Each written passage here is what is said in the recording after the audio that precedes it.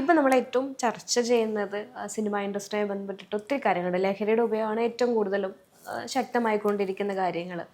അപ്പം എന്തുകൊണ്ടാണ് ഇങ്ങനെ നമുക്ക് അടുത്തറിയുന്ന ആൾക്കാർ ഇങ്ങനെ അല്ലല്ലോ എന്ന് ചിന്തിച്ചിട്ടുണ്ടോ? ചിലപ്പോൾ നമുക്ക് അടുത്തറിയുന്ന ആൾക്കാരെ തന്നെ ആയിരിക്കും ആ ഒരു പേരിൽ പുറത്തേക്ക് വരുന്നതും. അങ്ങനെ ചിന്തിച്ചിട്ടുണ്ടോ? നമ്മളോട് ഇങ്ങനെ മനസ്സിലായില്ല. ഇപ്പം ഫോർ എക്സാമ്പിൾ നമ്മുടെ കൂടെ അഭിനയിച്ച ഒരു വ്യക്തി ലഹരിയുമായി ബന്ധപ്പെട്ട കാര്യങ്ങളിലേക്ക് പോലീസ് സ്റ്റേഷനിലാവുന്നു, അല്ലെങ്കിൽ കേസൊക്കെ വരുന്നു. അപ്പം നമ്മൾ ചിന്തിക്കും നമ്മുടെ കൂടെ നമ്മുടെ അടുത്ത് ഭയങ്കര നല്ല രീതിയിൽ ബിഹേവ് ചെയ്ത ഒരു വ്യക്തിയാണ്, പക്ഷെ പിന്നെ എങ്ങനെയാണ് ഇങ്ങനെ എന്നുള്ളൊരു ചിന്ത വരില്ലേ? അത് ഒന്ന് ഈ പറയണ പോലെ എനിക്ക് ഈ സിനിമയിൽ ഒരു പ്രൊഫഷണലി ഉള്ള ഒരു സുഹൃത്ത് ബന്ധങ്ങൾ മാത്രമാണ്. അല്ലാതെ എനിക്ക് ആരുടെയും പേഴ്സണലി എനിക്ക് അറിയില്ല. എനിക്ക് ഇവരാരും പേഴ്സണലി എനിക്കറിയില്ല.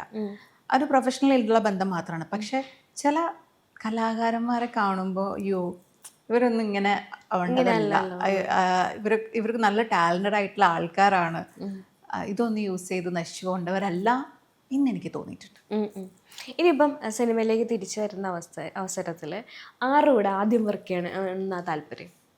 അങ്ങനെ ആരുടെ കൂടെ എന്നല്ലേ, നല്ല പടം ചെയ്യണം, നന്നായിട്ട് പെർഫോം ചെയ്യാൻ പറ്റുന്ന നല്ല സിനിമ ചെയ്യണം. അപ്പം കുറേ നാളത്തെ ആഗ്രഹം, അല്ലെങ്കിൽ ഒരുപാട് വെയിറ്റ് ചെയ്ത് അത്രയും പാമ്പർ ചെയ്തിട്ടാണ് ഒരു ബേബി വരാൻ പോകുന്നതെന്ന് എനിക്കറിയാം. പെട്ടെന്ന് മനസ്സിൽ ഏതെങ്കിലും ഒരു പേര് വിളിക്കണമെന്ന് തോന്നിയാൽ ഏത് പേരായിരിക്കും? ചുമ്മാ ഒരു പെറ്റ് നെയിം ആണെങ്കിലും ബേബിയെ കാണുമ്പോൾ ആദ്യം വിളിക്കില്ലേ? ചിലപ്പോൾ ഞാൻ ഇപ്പോഴാണെങ്കിലും ഞാൻ വയറിൽ വെച്ച് നമ്മുടെ പൊന്നെവിടെ എന്നൊക്കെ പറഞ്ഞിട്ട് കൽപ്പിക്കുക, അങ്ങനെയൊക്കെ ഉള്ളു. അങ്ങനെ പേര് ഇതുവരെ നമുക്കറിയില്ല. ഞാനും ഉണ്ണിയേട്ടനും ആ ഒരു കാര്യം ചിന്തിച്ചിട്ടേ ഇല്ല. പെറ്റ് നെയിമും ഒന്നും നമ്മൾ പ്ലാൻ ചെയ്തിട്ടില്ല. എന്താന്ന് വെച്ചാൽ അറിയില്ല. ചിലപ്പോൾ ഞങ്ങൾ ഭയങ്കര മടിയന്മാരായിരിക്കും, കണ്ടുപിടിച്ചിട്ടില്ല. അങ്ങനെ ഞാൻ ഇപ്പോഴും കളിപ്പിക്കുന്ന സമയത്ത് അമ്മയുടെ പൊന്നാണോ എന്നൊക്കെ പറഞ്ഞിട്ട് ഇങ്ങനെ ഇരുന്ന് കളിപ്പിക്കും. അങ്ങനെ ഈ കുറച്ച് കുഞ്ഞുങ്ങളെ കാണുമ്പോൾ നമുക്ക് കൊഞ്ചിക്കുന്ന കുറച്ച് വാക്കുകളുണ്ടല്ലോ, അത് വായിൽ വരും എന്നല്ലാണ്ട് പേരൊന്നുമില്ല. ഇപ്പം കുട്ടി ഉണ്ടാകുന്ന സമയത്ത് ഒരു ഇമോഷണലി നമുക്കൊരു കണ്ണുനീര് വരും. അപ്പം ലേഡീസ് ആകുമ്പം പ്രഗ്നൻസി ഡെലിവറി പെയിൻ ഒക്കെ വരും, ഒക്കെ ശരിയാ. പക്ഷെ എങ്കിലും കൊച്ചിനെ ആദ്യം കാണുമ്പോൾ ഇമോഷണലി കരയാൻ സാധ്യതയുള്ള ആരായിരിക്കും? ചേച്ചിയാണോ ചേട്ടനാണ്? എനിക്കറിഞ്ഞൂടാ, അതൊക്കെ നമുക്ക് പറയാൻ പറ്റില്ല ആ സമയത്ത് എന്താ തോന്നണേന്നൊന്നും. എങ്കിലും കൂടുതൽ സെൻസിറ്റീവ് ഞാൻ എന്റെ പ്രസവം കഴിഞ്ഞിട്ട് ഒന്നും കൂടെ അന്ന് ഞാൻ പറഞ്ഞു തരാം ഒന്നും കൂടെ എക്സ്ക്ലൂസീവ്ലി ബേബി ചേട്ടനും കൂടെ. ഞാൻ ഇതിൽ ചേട്ടനെ പ്രതീക്ഷിച്ചു, പക്ഷെ വന്നില്ല, ആള് തിരക്കാണ്. അപ്പം ബേബിയും ചേച്ചിയും ചേട്ടനും വരണം. പ്രസവം കഴിഞ്ഞിട്ട് ഞാൻ അന്ന് സംഭവിച്ച കാര്യങ്ങൾ എനിക്ക് അറിയില്ല, അന്ന് എന്താ നടക്കാൻ പോണേ ഇതൊന്നും നമ്മൾ ആദ്യം പ്ലാൻ ചെയ്തിട്ട്. ഒരു ഇമോഷണലി കുറച്ച് ഉള്ള ആളുണ്ടാവുമല്ലോ.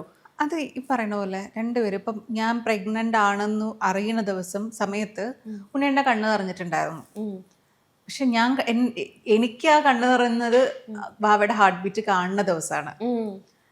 അപ്പോൾ ഞങ്ങൾ രണ്ടുപേരും ഈ പറയുന്ന പോലെ ഞാൻ ഭയങ്കരമായിട്ട് അത് കാണിക്കും. ഉണ്ണിയേട്ടൻ അങ്ങനെ കാണിക്കുന്ന ആളല്ല, പക്ഷെ എന്നാലും ഉള്ളിൽ ആളുടെ ഉണ്ടാവുമല്ലോ. അപ്പൊ നമുക്ക് പറയാൻ പറ്റില്ല ആ സമയത്തൊക്കെ, അതൊക്കെ അപ്പോഴേ അറിയാൻ പറ്റുള്ളൂ. ഈ ക്രേവിങ്സ് ഒക്കെ വന്നു തുടങ്ങിയോ? അതോ? ക്രേവിങ്സ് ഒക്കെ ആദ്യം തൊട്ടേ അതൊക്കെ പ്രസവത്തിന് മുമ്പേ ഉള്ളതാണ്. പ്രഗ്നന്റ് ആവുന്നതിന് മുമ്പേ ക്രേവിങ്സ് ഒക്കെ ഉണ്ട്. അല്ല, പ്രഗ്നൻസി ക്രേവിങ്സ് വേറെ ആണല്ലോ. നമുക്ക് മുമ്പ് ഇഷ്ടമില്ലാത്ത സാധനമായിരിക്കും ഇപ്പൊ ഇഷ്ടമുള്ളത് എന്നൊക്കെ പറഞ്ഞു കേട്ടിട്ടുണ്ട്. മുമ്പ് ഇഷ്ടമില്ലാത്തല്ല, ഇഷ്ടപ്പെട്ടുകൊണ്ടിരുന്ന കാര്യങ്ങളൊക്കെ ഞാൻ വെറുത്തിട്ടുണ്ടായിരുന്നു. എനിക്ക് ഓർമ്മയുണ്ട്, അതായത് ഞാൻ 1 month ഒക്കെ കഴിഞ്ഞിട്ടാണ് ഞാൻ പ്രഗ്നന്റ് ആണെന്നുള്ളത് ഞാൻ അറിയണേ. അപ്പോൾ വീട്ടിന്റെ തൊട്ട് മുമ്പിലുള്ള വീട്ടില് പച്ചമാങ്ങ ഉണ്ടായിട്ട് ഇങ്ങനെ തൂങ്ങിയിരിക്കുന്നു. അപ്പൊ ഞാൻ ഉണ്ണിയേട്ടൻ ഓഫീസിൽ പോകുന്ന സമയത്ത് ഞാൻ എപ്പോഴും യാത്ര അയക്കാൻ പുറത്തേക്ക് ഇറങ്ങും. അപ്പോൾ എപ്പോഴൊക്കെയോ ഞാൻ ഉണ്ണിയേട്ടനോട് പറഞ്ഞു, ഏട്ടാ നോക്കേട്ടോ മാങ്ങ നോക്കൂ, കണ്ടിട്ട് കൊതിയാവണം, അങ്ങനെ പറഞ്ഞിട്ടുണ്ട്. പിന്നീടാണ് ഞാൻ പ്രഗ്നന്റ് ആണെന്ന് അറിയുന്നത്. അപ്പം മനസ്സിലായി ആ മാങ്ങയോടുള്ള കൊതിയൊക്കെ ഇതിന്റെ ഭാഗമായിരുന്നു എന്നുള്ളത്. പിന്നെ ഒരു ക്രേവിങ്സ്, എനിക്ക് ഷുഗർ ഞാൻ കുറെ വർഷങ്ങളായിട്ട് ഉപയോഗിക്കുന്നുണ്ടായിരുന്നില്ല. പക്ഷെ പ്രഗ്നന്റ് ആയ സമയത്ത് എനിക്ക് പറഞ്ഞ ഗുലാബ് ജാമുൻ കഴിക്കണം, ഐസ്ക്രീം കഴിക്കണം, ഭയങ്കര ഷുഗറിനോട് ക്രേവിങ്സ് ആയിരുന്നു.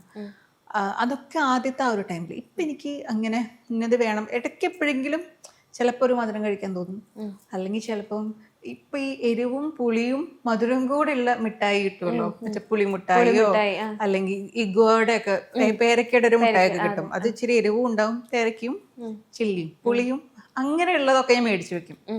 എന്റെ ബെഡിന്റെ മേളിൽ തന്നെ ഉണ്ടാവും. അതൊക്കെ ഞാൻ സ്റ്റോക്ക് ചെയ്ത് വെച്ചിട്ടുണ്ടാവും. അത് കഴിക്കും.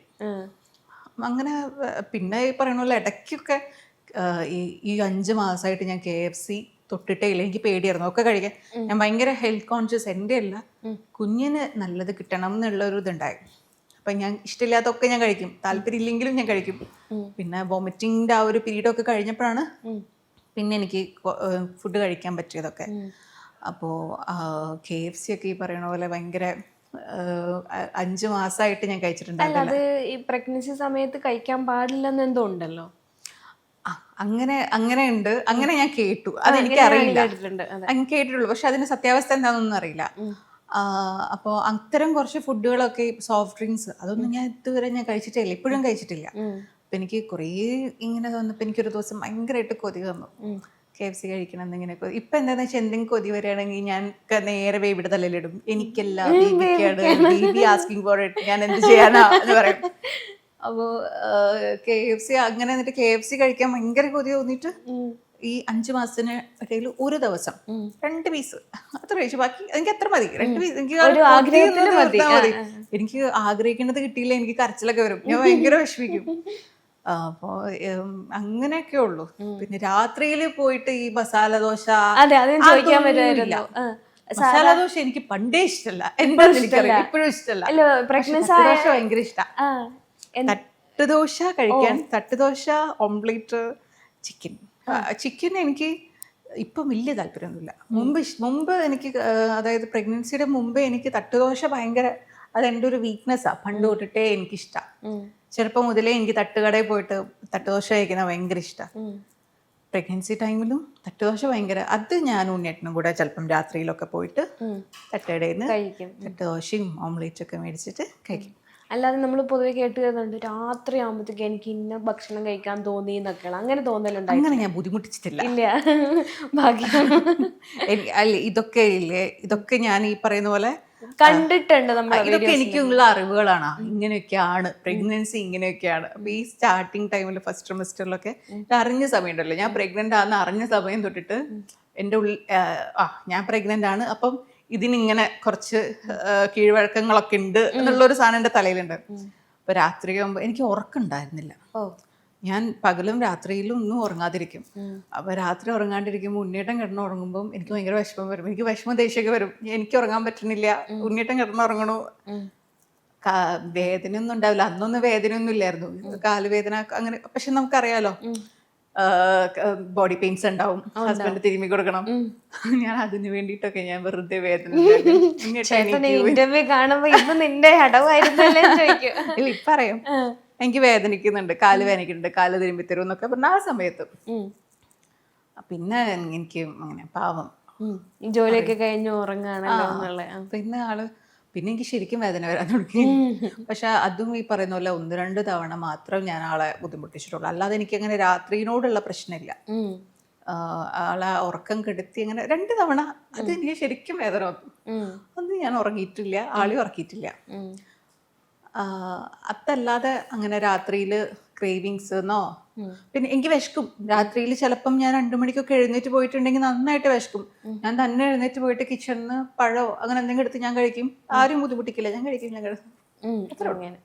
കുട്ടി ഉണ്ടായതിന് ശേഷം എന്തായാലും ഫാമിലി മെമ്പേഴ്സ് കാണും, ഒക്കെ ശരിയാണ്. എങ്കിലും സ്പെഷ്യലായിട്ട് ഒരാളെ കാണിക്കണം ഉള്ള ആരായിരിക്കും? അത് ആരെയായിരിക്കും കാണിക്കുക? അല്ല, എനിക്ക് കാണിക്കാൻ പറ്റാത്ത ഒരാളുണ്ട്.